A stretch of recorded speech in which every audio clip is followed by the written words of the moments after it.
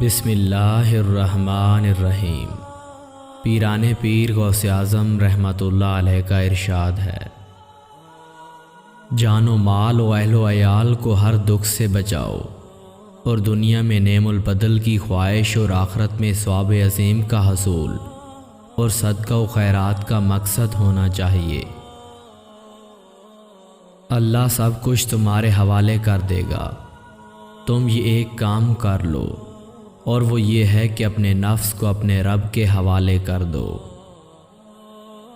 تیری علیحدگی اور خدا سے غیر حاضر رہنے نے تجھ کو خدا کے ساتھ مغرور بنا دیا، اور غرور سے باز آ جا، اس سے پہلے کہ تجھ پر مار پڑے، ذلیل کیا جائے اور مسلط کیے جائیں تجھ پر بلیات کے سانپ اور بچھو۔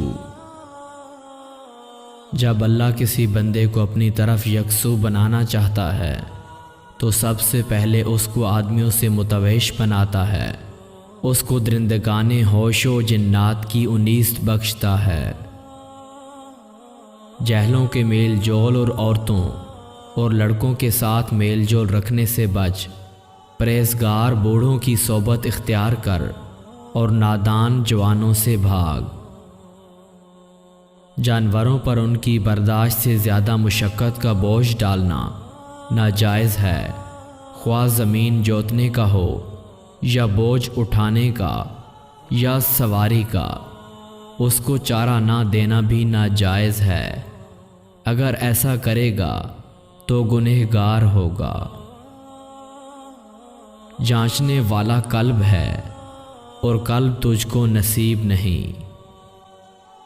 جان رکھو کہ اللہ ہر چیز سے خوب واقف ہے۔ تیرے اس کو یاد رکھنے سے تیرا قلب اس کا مقرب بنے گا اور اس کے خانہ قلب میں داخل ہو جائے گا اور اس کا مہمان بن جائے گا، اور باقاعدہ ہے کہ مہمان کی عزت کی جاتی ہے، خصوصاً شاہی مہمان کی۔ تیری غفلت کی علامت یہ ہے کہ اہل غفلت ہی کی صحبت تجھ کو نصیب ہو۔ تیری ساری رغبت دنیا اور مخلوق کے متعلق ہے اور اپنے پروردگار کی رغبت ذرا بھی نہیں۔ تو استقبال کے ساتھ کام کر اور پورا کرنا حق تعالیٰ کے ذمہ ہے۔